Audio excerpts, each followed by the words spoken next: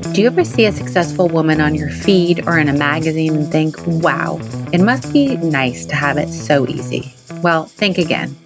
Behind that glossy cover or smiling face is a ton of hard work, countless failures, and endless learning experiences. I'm Rebecca Minkoff, and I'm here to tell you that success isn't a walk in the park. It takes grit, resilience, and a willingness to take risks. That's why I created Superwoman, a podcast that peels back the varnish and gets into the nitty-gritty of what it takes to make it as a woman in today's world. From luminaries and game changers to women you've never heard of but should, this podcast is here to inspire you to take your next leap, no matter how daunting it may seem. We'll explore the sacrifices these women have made, the highs and lows they've experienced, and the lessons they've learned along the way. So if you're ready to be inspired and learn from some of the most successful women out there, join me on Superwomen. Together, we'll uncover the stories behind the successes and prove that with hard work, determination, and a little bit of luck, anything is possible. Hey everyone, you're listening to Superwomen. Today's guest is the incredible Danielle Becker, the founder of Lefty's Right Mind. I first had the opportunity to meet Danielle when she was at a Jessica Alba event that I was also at. She was monogramming my jackets for all the guests. Cut to a couple years later, she was at my store monogramming for an event we had, and we stayed in touch and have worked together a ton since then. But what I love is her approach to customization and how she is building and scaling her business, not only for customization, but making truly special products that help brands shine. Take a listen. Welcome. I'm excited to have you on. We first got to meet, I think, in one of my first store events when you were monogramming. Well, let me take it further. 2019, What? 2019, Yep. Jessica's Honest Beauty lipstick launch. In LA?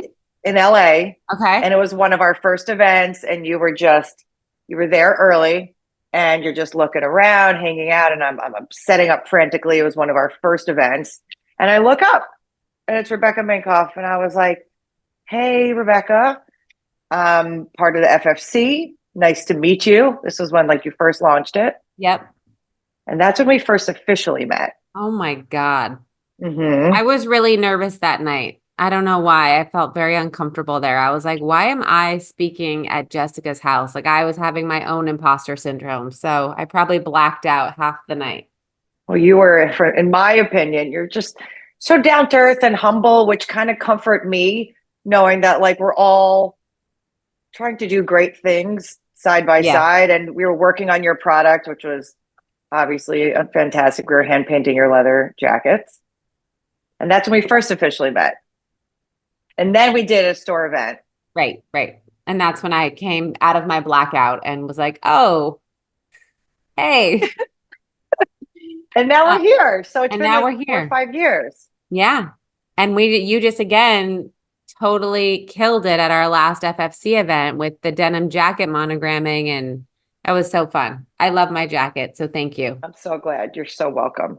Okay. So welcome. So did you always know what did you do before you started Lefty's? And tell everyone what Lefty's is, and then we'll get into, where you want to take things. Yep. So I've always been a creative. I always knew it was really important for me to keep my handcrafted skill while digitally training and educating myself on where the world was going, right? Because you need to keep up, but I needed a differentiator.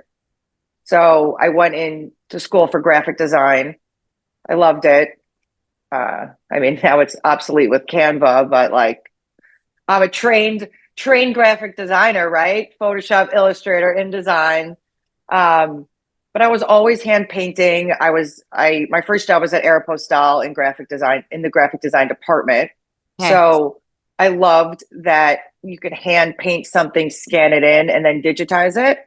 There was a lot of cool juxtaposition between the two worlds that worked in tandem with each other. So I was at Aeropostale, Hanes, all in fashion, never left 34th Street. It was 34th and 35th, and I went back to 34th Street. So Herald Square and I go way back. Left corporate America at Macy's and Bloomingdale's as a creative director. So logo design, branding, but also leading photo shoots, styling. It was a dream. It was so much fun. And why did you leave?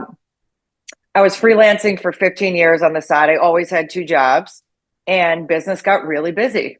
Yeah. It got really, really busy. And I realized that I was like, hey, I think I could do something with this. Wow. Not to mention, I did get fired a couple of times. So I wasn't really good with that whole authority thing. I was like, but let's dream bigger. Let's do Yeah. something more. Let's not Yeah. get stuck in the structure of corporate America. So yeah, I took the chance. I was like, I think I could do something bigger here. So when you took that chance, what was going through your mind? Were you scared that you no longer had the steady paycheck? Were you ready? Or like you knew things were humming along with your business that you were like, okay, we can do this? In my soul, I knew I could do it Yeah. financially. Whoever really knows, right? Yeah. I happen to have had a roommate who is now my husband. He was my boyfriend at the time, so that helped. Yeah. But no, I had no idea. I'm a very driven person. I'm a very thorough, prepared person, and I knew I for the last 15 years of freelancing, I learned enough to know that I could make a mark somewhere. That I Yeah. wasn't going to give up until it happened. Really, Right. So what year was this that you left? 2017.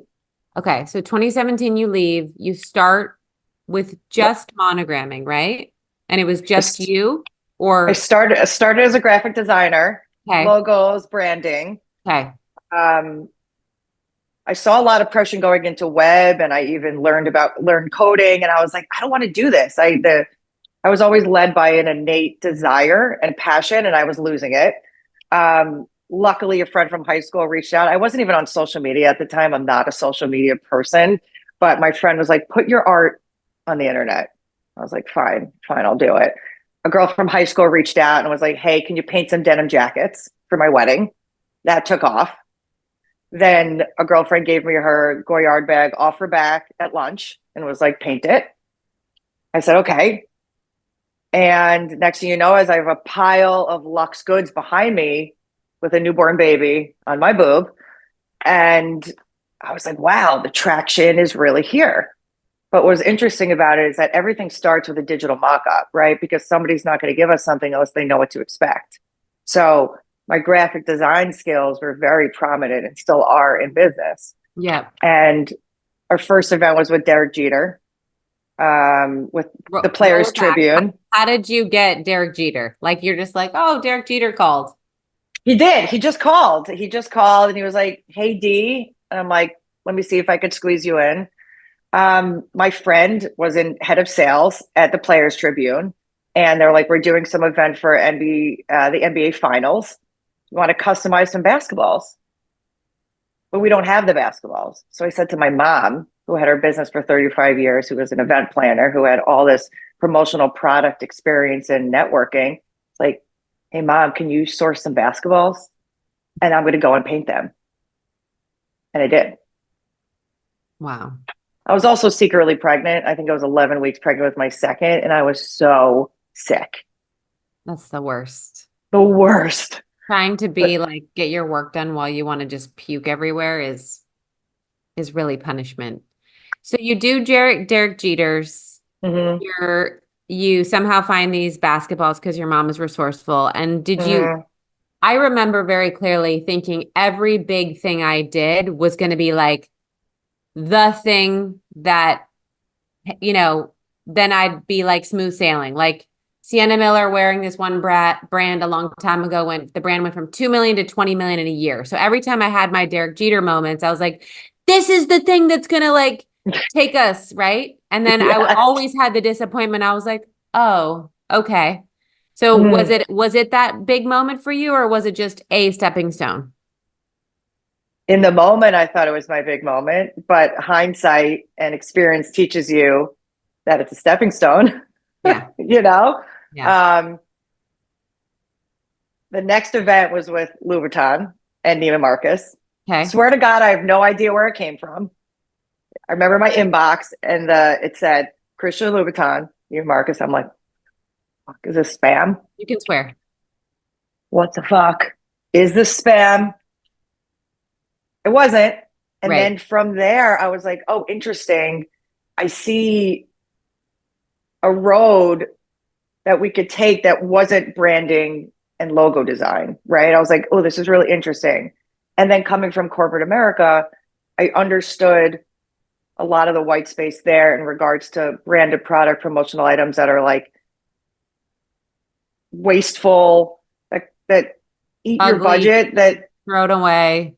that nobody wants, that's just really like filling a void that you think you need to fill. Yeah. And we were getting hired for all this craftsmanship. And I said to my mom, it's like, hey, do you want to go into business together?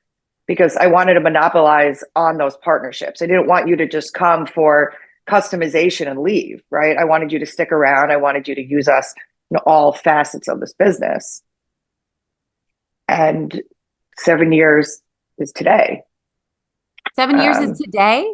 7 years is today. Oh my God. I love that we're doing it today on your 7-year anniversary. It's very kismet. Oh my God. Very That's so kismet. cool. So So how long did you do just the customization and design on product before you said to your mom, okay, let's do more than that? And then what is the more than that? Right. For a while. We call it our private commission. So it's like if you were like, hey, Danielle, I want to paint something, we call our private commission. So for a really long time, we were just doing that, where we had stacks. Oh, excuse me, we, as in me, because it wasn't a we yet. Saying we, and I'm like, who's the we?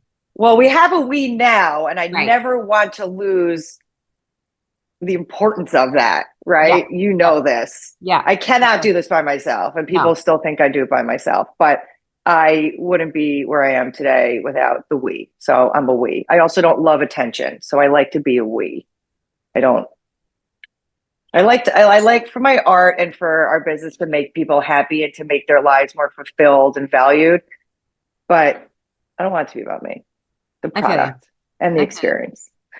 So probably for about, it was really hard to articulate what we were doing because it doesn't really exist in the way that we're doing it. We're sort of pioneering promotional products and taking that cobbler in the middle of Florence and marrying the two. So I think for about maybe a year or so, my mother's piece of business was very graphic oriented, where like I was like, hey, we do logo design and then you could source your product. It wasn't doing like gifts and influencer mailers and launches yet. Right. So for about like a year or so, and then I sort of realized that these same partnerships were coming back to us. Sorry. I just, because the listener like won't understand. Just tell us the difference between, like, be more descriptive of like what is promotional product versus influencer gifting versus, and then where do you start and stop? Sure. Yeah. So promotional product is the hat you get from the bank that's positioned outside of Citi Field, right? The promotional tote, whatever it is. And it's necessary, the embroidered logo. It's to build awareness, right? Yeah. With the flyer inside. I think that's very traditional marketing. So that when you get into collaborations for launches, Rebecca, you're launching your fragrance, right? And you want to draw awareness to it. So you're going to do a really beautiful gifting to some influencers where you include a custom tote that the perfume goes in, and building sort of like a product experience around your product. Okay, so you have the Citibanks of the world, the Bank of Americas, they need the like promotional hat, tote, whatever, and then you have the brands that need their own products made more custom and personal. Yeah. Okay, and you were already doing that before you brought your mom in, or you brought your mom and you said, this is my business model, no one's doing it? The latter. Okay. Yeah. Okay. Yeah. And so when was that launch date? Is that the 7 years or that was 2017. I don't officially say I really launched Lefty's Right Mind until 2017, because at that point I didn't know what the hell was going on. Right. I was like, jack of all trades, master of none. It's all based off of a hobby and just my innate ability to create and design, right? So for me, it was still sort of hobby-esque. Yeah. And then 2017, when we really started to land these legitimate partnerships. I'm like, oh, This is a we real need thing. like, we need an LLC. Like we got to Right. get like our taxes aligned. We got to figure out like how much money we want to put into this thing and where we want it to go. Right. So 2017 is like our official launch. Okay. And so since then, how has it been working with family? What changed? What was good? What was bad? Well, I know you have the same experience. There's nobody like family that you can trust, right? They have your Yes. back in an unspoken way that's innately there. It's difficult, right? Because you have to separate the personal and the professional. But it's also really fulfilling. You grow your relationship into something you didn't think was possible because of the opportunities that come your way as a professional. It's hard as hell. My God. But like the trust and the support is unlike anything else. Yeah. So would you say that scaling has been hard because you're such a talent? And like talk to me about how you have scaled and Mhm. what's been the challenge there. We have scaled. We have about 7 trusted artisans that we have put through rigorous training that I always personally approve. But we're all about quality.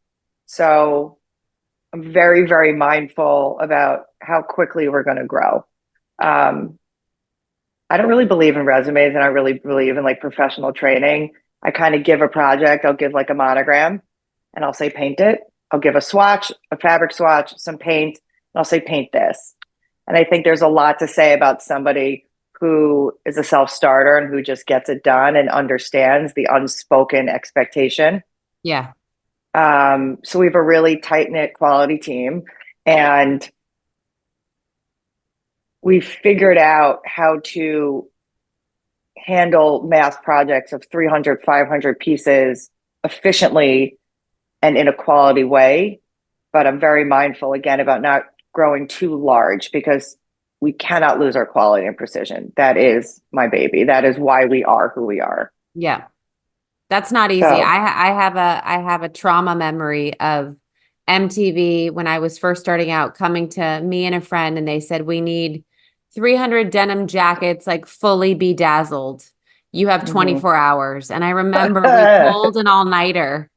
We thought, again, this was going to be like, everyone's going to get these jackets and it's going to be the Yeah. game-changing thing. Mhm. Meanwhile, they ended up in a fucking gift bag, and you know what happens with those. Oh God. And I Oh just God. remember that feeling of staying up all night, trying to do good work and the effort and the work it takes to do that. So when you said 3 to 500, I cringed a little bit at like what that takes.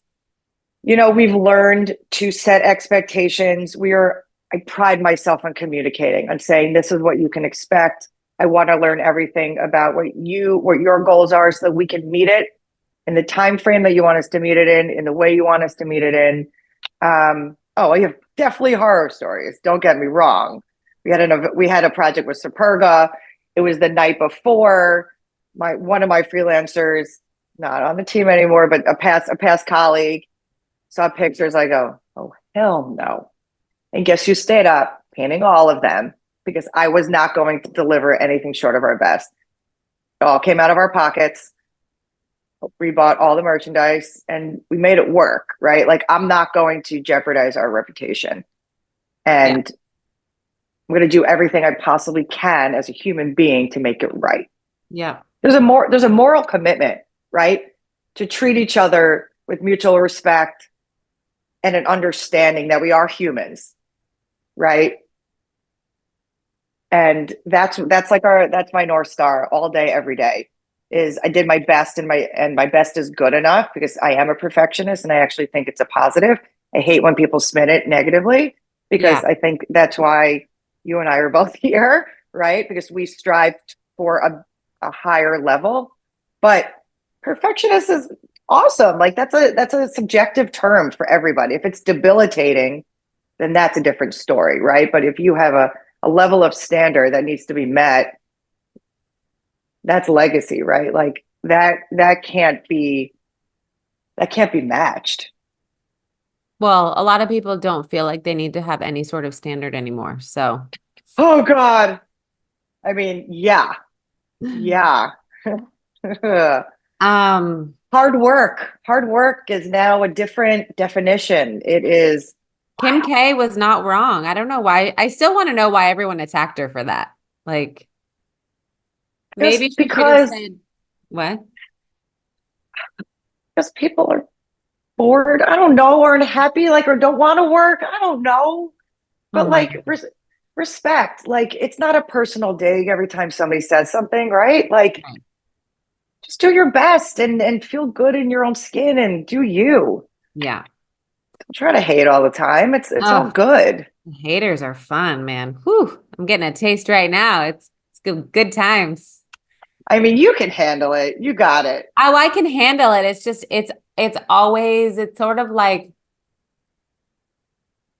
I don't know. It's like you just watch it. You're like, wow, that is incredible. You know, you just have to admire it in a way and be like, wow, that is an amazing thing and move on.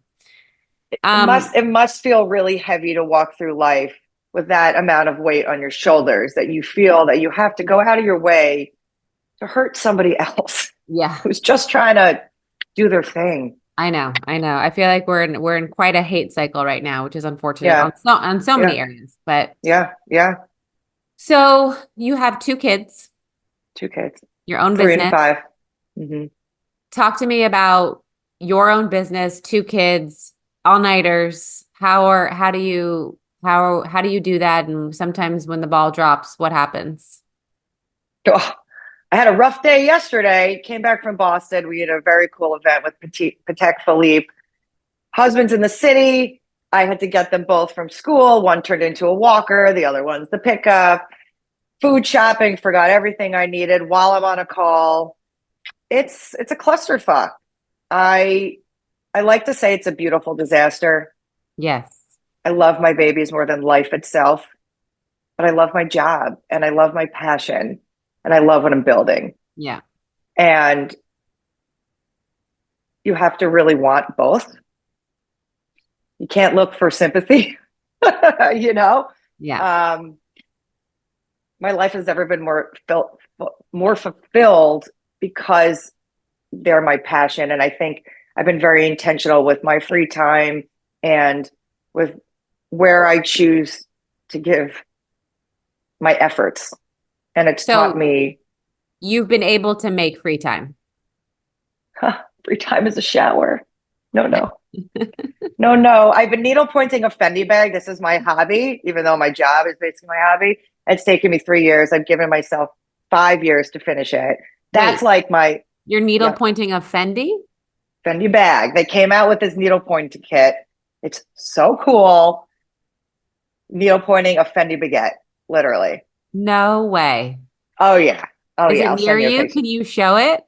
I don't have it. Okay. You'll send me a picture. I'll send you a picture. It is, and it comes as a blank canvas. It's not for the faint of heart. You have to be in on this thing because it's an investment for your time and your wallet. But that's my happy place. That's like my calm where I can like lay in needlepoint, which hasn't happened in a long time. Yeah. I'm driven by passion and a desire,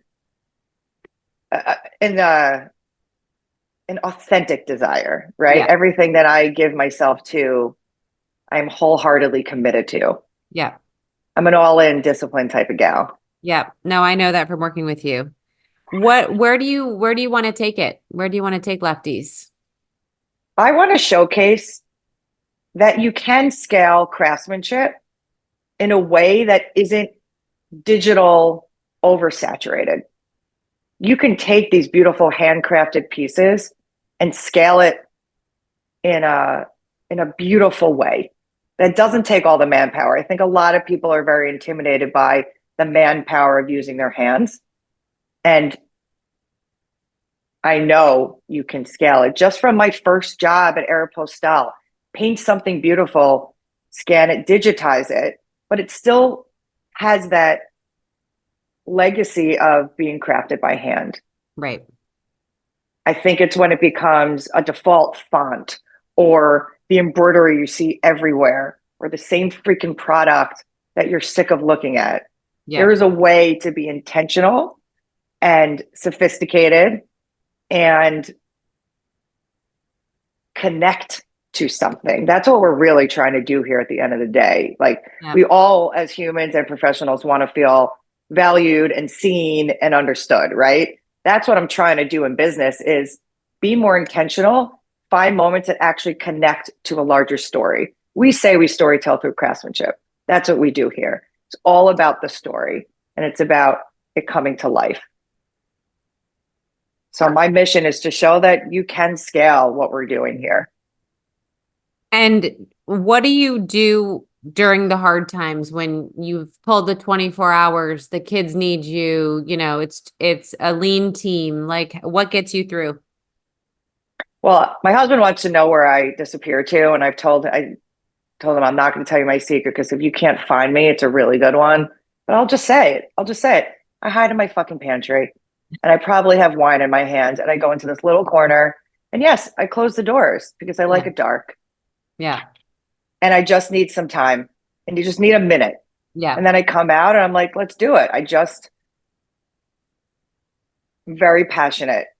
And when I'm committed to something, I believe in it and I'm really not going to let it falter. Yeah. So I either scream really loudly, love to scream, just a quick one, or I hide in my pantry. Okay. I see all these memes online about mothers hiding, like pretending to be in their pile of laundry. Mm-hmm. When the kids come looking for them. And I was like, that's oh my God.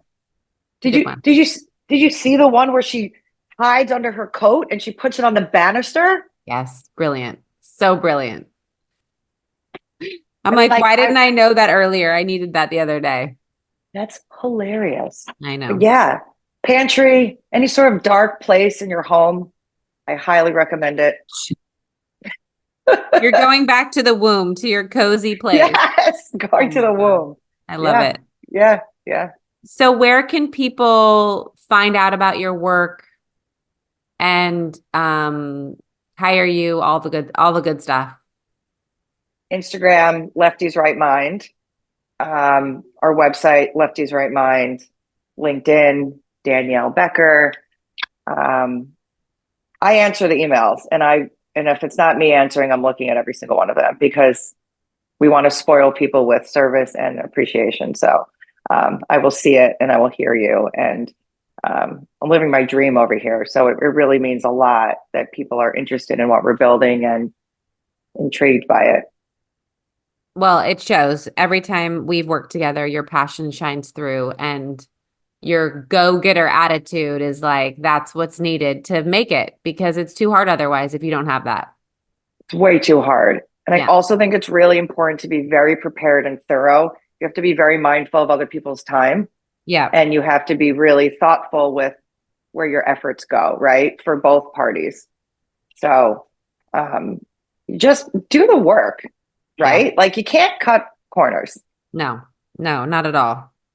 At the beginning, you try and it doesn't work. And then you just learn that you're just going to waste time and money. So don't cut the corner. Do it the right way once. Right. It blows up in your face. Oh, yeah. It will definitely blow up in your face. So don't do it. No. I have horror stories of trying to cut corners. And I'm like, oh, that's why people don't cut corners. Okay. That makes sense. Mm-hmm. Yeah. So so far in your journey, in your 7-year journey, is there a piece of advice you would love to pass on that you either learned the hard way or someone gave you? I think it goes back to being prepared and thorough. One of my biggest lessons as we've grown this thing is going from not having any agreements or contracts. We call them agreements because it's a moral handshake for me. It's not really like a legality, but laying out all the details of what both parties expect. Yeah. Right. We would get crushed at these activations. And it's not, I used to think it was ways we got fucked over, but I think that was my immaturity. It's not us getting fucked over, it's business. And you're the only one that can really advocate for yourself and what you're looking for. Right. So for years, we would do these on-site activations and we'd have no agreements.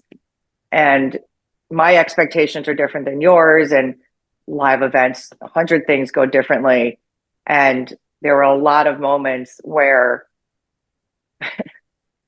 it didn't go the way I'd wanted, or it kind of got screwed a little bit. And then I realized that it's like that I'm in control of how this goes, right? Yeah. And it's not anybody else's responsibility but our own. So when we built out these agreements, because I still want it to be friendly. I don't want it to be this legal, intimidating process. It's just like, let's lay it all out for both of us. Yeah. Right. Just be really thorough and observe a lot. Stay really freaking curious. Yeah. This curiosity is where you're going to fill those mistake holes, right? So that they don't happen again. So, and like, put yourself in the other person's shoe too. Like, I feel so sorry for yourself, right? It's like, learn from this person, learn from you, and like, put the pieces together. Yeah. Yeah. You know, stay a sponge, because every second you're exposed to something brand new and something that could be a game changer to your business at that moment in time. Yeah. You know? Yeah. I love that. And my ego, I got one more. Ego at the door. No time for that stuff. No one needs it. No one wants it. No one appreciates it. Never. I haven't seen it serve anyone yet. Nope. Just when you thought J-Lo's ego would serve her, guess what? It's not. Yeah. So last question for you is, what would we be surprised to know about you? I was a 3-sport varsity athlete all throughout high school. Whoa. See, you are surprised. That was a very genuine reaction. Yeah. Tennis, basketball, and lacrosse. Okay. I'm a hardcore athlete. And I think the biggest moment of my life was when I made a half-court shot in front of my entire sleepaway camp. I thought it was going to airball. It was a swish. It was the most beautiful shot of my life. Everyone got to sleep 15 minutes later. So I was a celebrity. Oh my God. I love it. That's so awesome. That most epic moment of my life, that shot. Love it. Yeah. That's amazing. Yeah. Well, thank you for coming on. Thank you for the great work you do. And I'm excited for our upcoming potential projects that we've been trying to figure out. I'm waiting. I'm ready. I just wanted to thank you guys for listening to today's episode. I also want to ask you to rate and review the show wherever you listen to podcasts. I know it's a pain in the butt, but it actually helps with search and algorithms. So if you love this podcast, it is an easy way to get it more visible and out there. I also want you to follow me on Instagram at Rebecca Minkoff, at RM Superwomen, and be sure to check out my book, Fearless, The New Rules for Unlocking Creativity, Courage, and Success. Thank you again, and you will hear from me next week.